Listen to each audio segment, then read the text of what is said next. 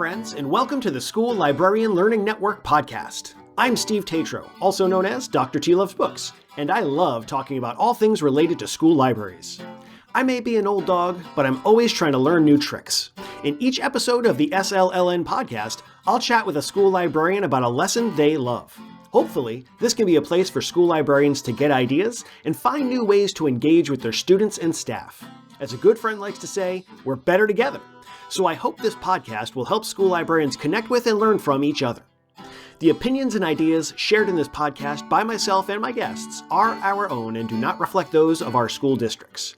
And because school librarians always strive to be good digital citizens, I cite sources when using material that is not my own. Without further ado, let's get to this week's episode. Hey everybody, we are back again. I am super excited. I get to talk to Ali Schilpp today, and she has I am very engaged by this lesson. I'm really curious to hear more about it because it sounds so awesome. But anyway, it's not about me, it's about you. Ali, welcome. Thank you so much for being here. Why don't you take a second to tell people who you are and where you're from? Hi, everyone. My name is Ali Schilpp. I am the media specialist at Northern Middle in Garrett County, Maryland. It is a small grade 6 to 8 school, rural in Appalachia. Thank you so much for having me. Oh, thank you so much for being here. I love it when we get to share with each other. Before we dive into the lesson, I'm just curious, how did you end up in school librarianship? Were you like I know this is what I want to do from the get-go, or was this sort of a roundabout? This was a happy accident. I went to school for film, video, and theater. Oh. And my husband and I, that's where we met in college. And he actually got a job teaching high school at a magnet school in Baltimore. And I was so intrigued by teaching and volunteered at the theater I was working at, doing theater after school programs. And it just clicked. And I thought, this is exactly what I want to do. I work with kids. But I don't think I'm cut out for to be a classroom teacher. I didn't have that education background, but they loved and needed media specialists, people with technology background. So I was so fortunate to dive right into a master's program while I was a first-year school librarian. Wow. It's funny. I never really thought about it, but there's quite a bit of overlap between theater and library in terms of, you're sort of performing, you're sort of, setting stages in your library space, making sure that the students are seeing the space the way you want them to see it. That's Absolutely. I feel like it's a performance every day. Oh, yeah. And every librarian I meet has like a shtick. They have a specialty. They may have come from ELA, or they have like a science background, or like an alt hire like myself that wasn't even in education. And they have just a special something to bring to their library. For me, like I did a lot of puppetry, and I love to do readers theater and read aloud. So I feel like that's where I'm sort of quenching that theater. The thirst for theater. And for middle school, like they're just all about like, can you give me a show? Give me a performance. So yes. That's such a great fit. So we're going to talk about a lesson that you're calling Mission Mars. And I'm just kind of curious, where did this lesson come from? Like, what was the genesis? So this was the Global Read Aloud selection for 2023. And I just love the book. And I love to read with my students. I'm a big proponent of modeling reading with them and not just expecting them to take it and go. So I feel like when we can read together, it really sticks. Anytime I ask a student, what is a book that you love? More than not, they will say it's a book that we read together or something they read with their classroom teacher. So I'm really a big proponent of read alouds. And I'm also big on innovation projects. So my principal had asked me to explore other content areas, specifically science. So I thought with a rover story, you are digging into the research of the space unit. So instead of working with ELA, let me try working with science. So we hit all those media standards by doing research, and then of course the read aloud. And I also throw in my global connection because we are mailing postcards to people who are also reading the same book in the global read aloud. They set you up with people all over the world to send postcards to one each other. And it also incorporates Lego. I'm a Lego education ambassador. Oh. So if you come to my library, you'll see that all the books that are on display have a Lego to connect with it. So big on the books and the bricks. So this was a way for me to combine all of those things that I love to highlight two people what a media specialist and the library media program can do. You can do that with any content area, any book. That's what I love is this is, often the library, the first thought is we're going to ELA and that you're going in a different direction, that you're going to science. I feel like science and math tend to be a little bit left out when it comes to library. So I love that this is a real direct connection. Like there's no question this is going to fit right in with the science curriculum. And it's such a great book that you're building with. And yes, and typically we do a STEM challenge with the students, and it can be done in any discipline. But it just makes sense to work with the science teacher to do the STEM, and she happens to also do First Lego League and has that background. okay. So that within First Lego League, you always have an innovation challenge. So there's a research component. So depending on the year's theme, it could be anything. We love the one about helping animals. It's called Animal Allies Project. So this one with the space of theme, you could just go. No, I would just went crazy with all things space. So I am such a space nerd. I love the space program and learning about space. It's so great. One other thing before we jump into the lesson, I just have to note is the fact that you make reading social for your students. And I think sometimes it gets overlooked, the fact that reading is a social activity, even though we tend to do it alone a lot of the time. I love that you're reading with the students, that you're reading to the students, and that, you're making connections between what you're reading and people other places, really emphasizing that social aspect of reading. yes, well, I have to say there's a lot of talk about the science of reading right now. Mm-hmm. And whether you are for it or against it, it's here. And instead of everyone always, they tend to just put all in on one and abandon other things that are working. I feel like we can bridge this. So what I refer to it as is the library science of reading. So the science of reading is so dependent on elementary teachers. But what can we do at the middle school level to support our readers? And what that is it's the vocabulary exposure. Yeah. And they don't comprehend what they're reading unless you have background knowledge, which is where the research component comes in. Yes. And then if you're connecting with other students that are also reading the book, like you mentioned, the social aspect, and then the hands-on, it's just the comprehension for me. It was hard not to notice how the comprehension of what the students were reading, because they could relate it to the space unit with their teacher as well as the storyline, was very impactful. Man, I love it. So many important elements of the educational process in the kids' heads. So, okay, we're gonna get into Mission Mars. So I am a student, and am I coming to your library? Am I gonna see you in my science room? Absolutely. So the science teacher it's like a mini field trip. She comes to the library with all of her sixth graders. After we completed the read aloud, we had a day to plan. I presented all of the materials for the innovation. They knew that they were to design or craft a rover based on what they had learned about Rez in the story. And the goal was to make this rover move. And this was unplugged. We weren't coding or anything like that. Very simple makerspace supplies, such as straws, ping pong balls, a little Dixie cup, like a kitty cup. And they were given a coin battery and a simple motor, and they would have to design it, but they couldn't do anything. They just had to look at it and make a plan with their partner. So that was a really good idea. Instead of just diving right into that, they made all kinds of modeling and sketches. Their teacher had talked about how modeling is so important in science, and they have an interactive notebook that they always refer to. So they were definitely used to that process. So that was very helpful. And then on day 2, when they returned to the library, then it was time to craft the rover. And that's when the magic all happened. And it's not easy, but every group is given the exact same supplies, with the exception of unlimited tape, which was a crowd pleaser. They loved that they could just go crazy with tape. But as far, you're given one battery, so you don't want to use the motor's life up too quickly. So you want to pace yourself when you're testing it. And there's all kinds of things to consider. And many of them were spinning around in circles. How do you make it move forward? How can you engineer it to go forward instead of just in a circle? So lots of troubleshooting and working together. And it was not easy. I bet.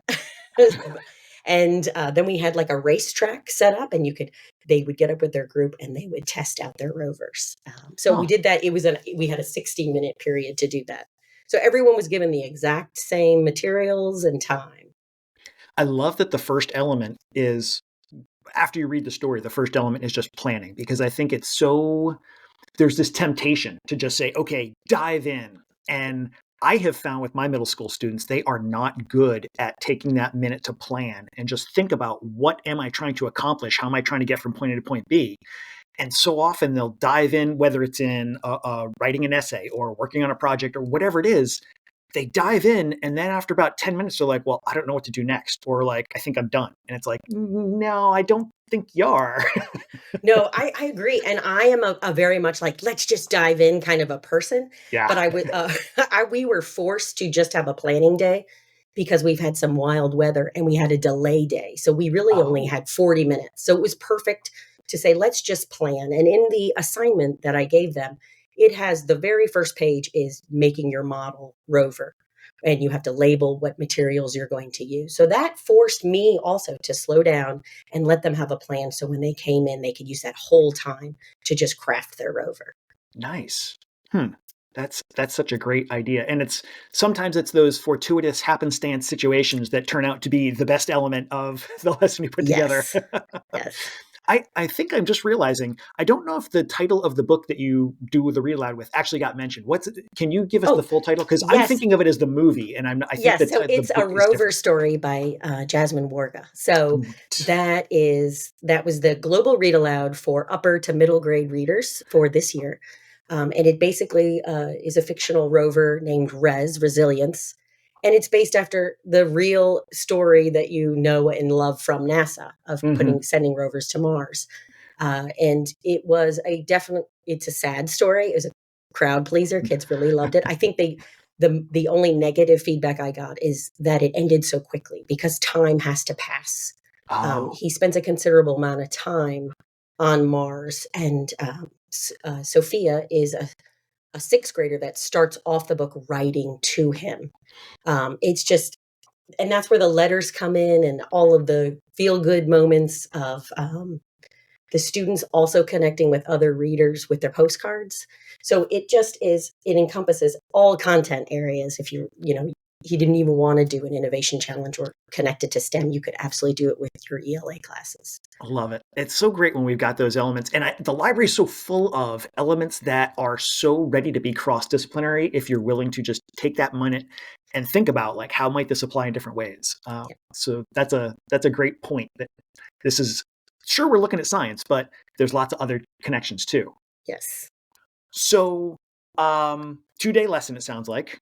Yes, just for the innovation challenge. Of course, reading the book took a lot more time than that. Yeah. Um, and you, of course, could do an innovation challenge with a book that is much shorter. This one I took on as I knew that it would be challenging because it was a lengthier book. So you're looking at about a 6.5 hour read.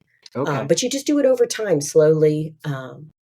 Normally, with an innovation project, I would read Beauty and the Beak, which is about a bald eagle that lost its beak, and they fabricate a beak from a 3D model.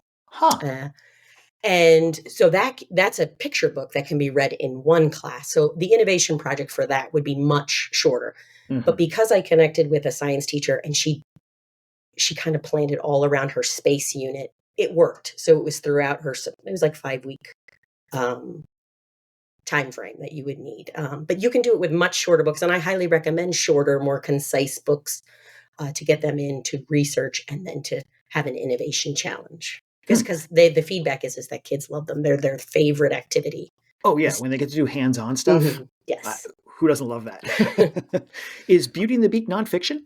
Yes, it is. Oh, Yeah, interesting. yes. I'll put that in the show notes because that's what we Yeah. usually use for animal allies. What is something you can do? What can you innovate to help an animal's life, your interaction with them more positive?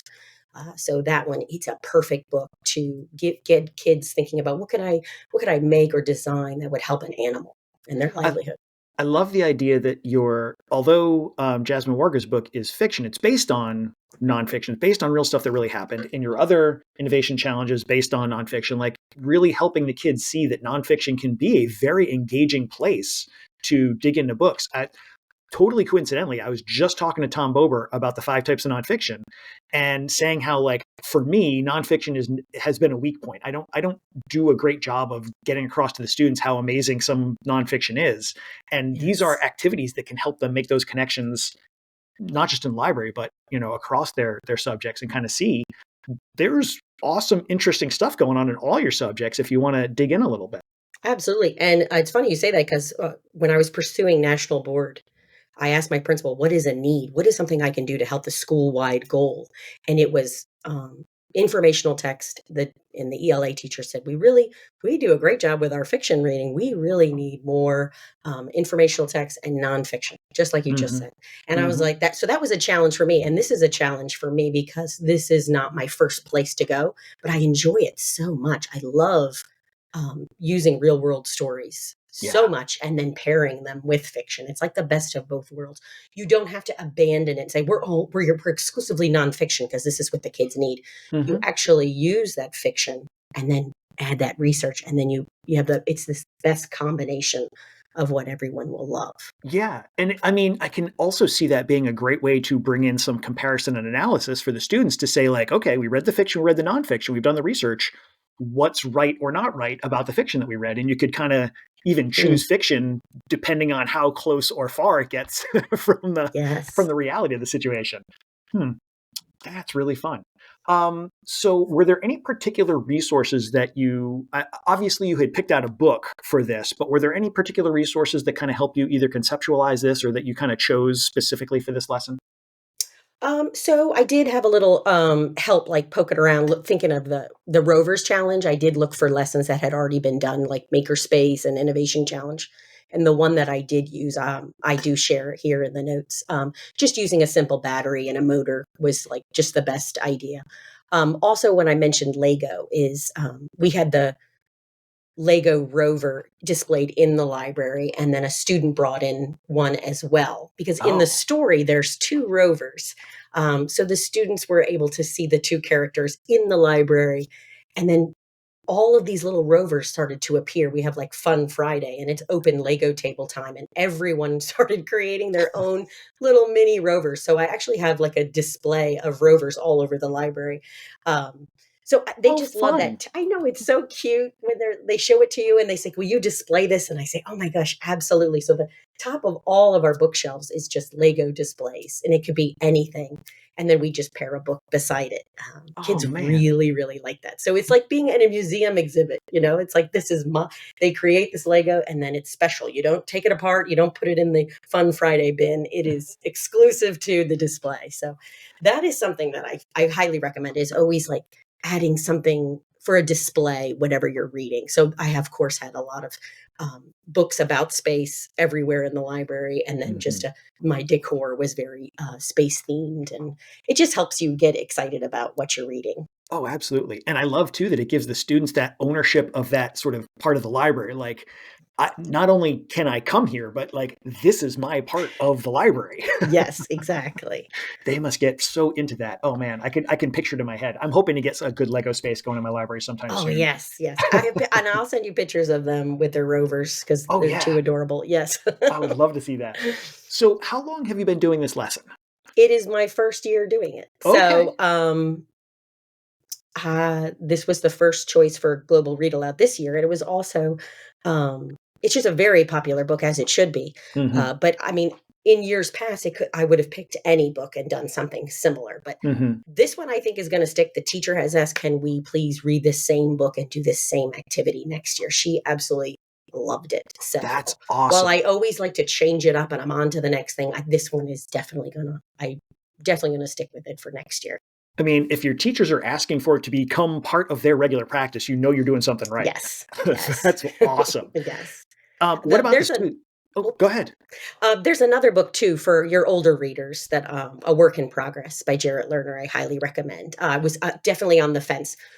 my recommendation would be Rover Story was perfect for our sixth graders, and A Work in Progress would be ideal for seventh. Seventh grade is such a challenging year for students, and that book I think would be perfect. So I'm looking into as we move forward into the spring of doing that one with my seventh graders. That is literally sitting on top of my TBR pile. It's next in the list when I get through the one I'm working on You're now. Going to love it. Yeah, Yes. I've been hearing about it. I won't go off. We could talk books all week, I'm sure, but yes. So the teacher that you were working on this with seemed to really enjoy it and think it was valuable. Yes. Did you get any feedback from other teachers? Is this something that other science teachers might potentially be looking at, or? Well, it's funny you say that because we are a very small school. She is the sixth grade science teacher. Okay, gotcha. But I have worked much more with the eighth grade science teacher. Like I said, it's just trying to bridge a little gap there with the science. Like, as you mentioned, they're not included as much. So it's such a novelty, and they really love and appreciate the collaboration. So that's great. Yeah. It's great when the teachers can recognize that you're giving them that value add to what they're doing. We did do after the Rover challenge, we did a Google form and asked the students of their honest feedback about the read aloud, about writing postcards to other students, and what were the challenges of the Rover. And they tell you exactly how they feel. And so it's really good because I explained to them next year when we do this with our incoming sixth graders, what would you recommend? What would make it even better?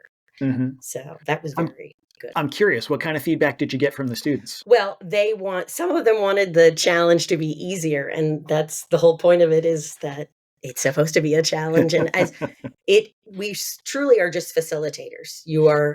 I tried so hard not to give them too much or give it away, because I wanted them not to struggle, but to figure it out. And when they did, I don't know, they were jumping up and down when it would move forward.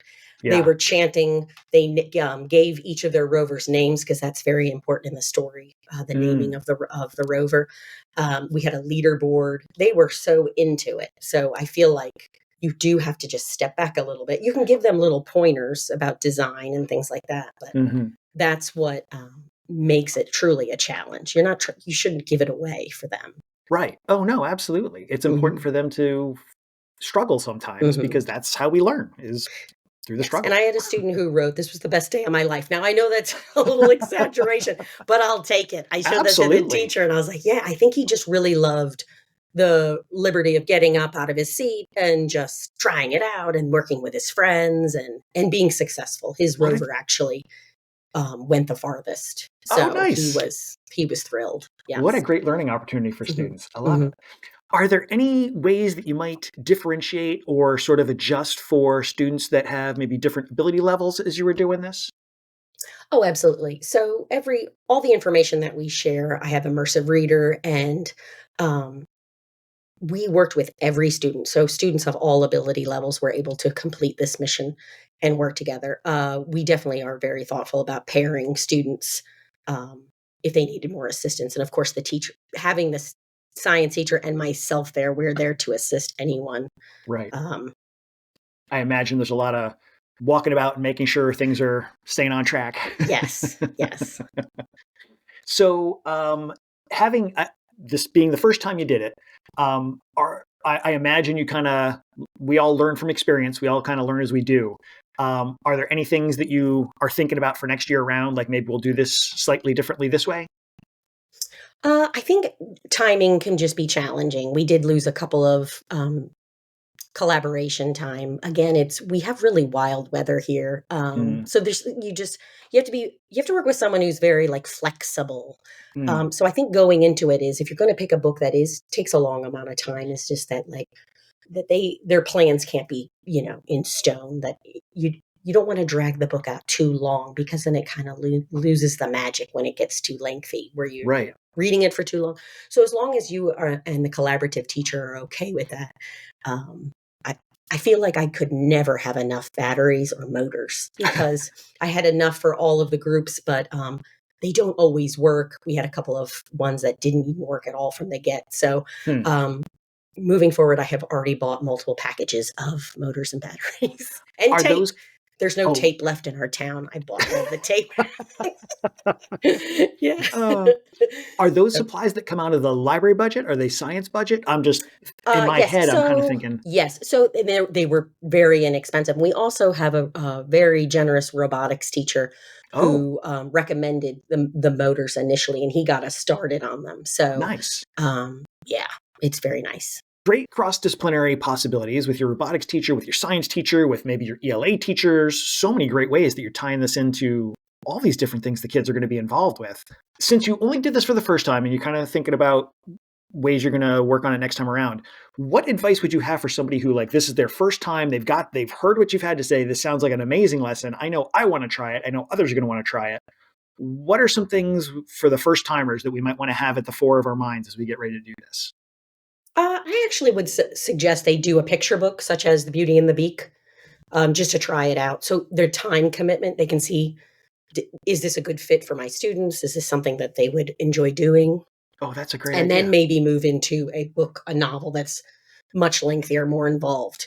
But I have lots of books that I read that that are short, that you could really do something that still have that maker space, that innovation project. Okay. Like with blackout poetry, like you could read Mm. so many books that involve blackout poetry and then have that activity. You can read within the first hour, and then they can come back and actually create something. So I have lots of sample lessons on my Wakelets, where I pair the book and then show the activity that we do. Awesome. So I would recommend, yes, just something that isn't, if you're just starting out on an innovation challenge, to start with that picture book and then do an innovation challenge. That's a great idea. That's not, it makes total sense. And yet it would not have occurred to me. I appreciate that piece of insight there. Awesome. Well, okay. So we've had an awesome conversation about this amazing lesson that I am super excited to try and get going with my kids. But now we're going to go in a completely different direction and we're going to have our book break. Book break. Squiddy. Oh, okay. So, book break is you get to share any title you like. Could be personal, professional, could be for yourself, for your students, for your staff, whatever. Any kind of book you want to share with folks. What's the title you want to throw out there? Okay, so this is so difficult for me because I can't just pick one, but Oh, I know, because right? we're Like on a picking your favorite space child. theme, I have to give a shout out to one of my favorite authors, Erin Entrada Kelly, and her book Okay. We Dream of Space. Ah, So that is a book that I read with a book club a couple years ago, and we were on author fan face off with her. I just think she is a magical being, and again, for a student that really loved a rover story, I was able to recommend We Dream of Space to them. We Dream of Space is special to me because as a child, I witnessed the Space Shuttle Challenger, the unfortunate event that took place there. It's all historical fiction now, which makes me laugh because I'm thinking I am now I know. historical fiction. Yeah. And I've had students do History Day projects about the Space Shuttle Challenger, and I've been a primary source. So I have Huh. lots of connections to growing up on the Space Coast, and my connection to space a little bit. So that I would definitely give a shout out to her. And she was such a generous author. She actually sent books to the students that were on the author fan face off of hers. She sent them books Wow. personally and personal letters. How nice. I know. She's wonderful. I love her. And a book set that's coming out that's been around that we as librarians love is Mr. Lemoncello's Library. If you're familiar with Chris Grabenstein, he is one of my favorite authors of all time. And his books are now being made into graphic novels. So I just purchased the set Oh. of the book one for my book club. And I am able to just send him an email and he responds within the hour. I had some questions from some readers who are fans and he got right back to us. So I'm excited to especially see book two because my son, Elliot, is a character in his books. Chris What? Grabenstein included, yes. So when my oldest son was in the 7th grade, he visited our school, Chris did, and he named a character after my son. And he will continue to live on, not only in the novels, but in the graphic novel that's coming out. So I'm so excited to see it.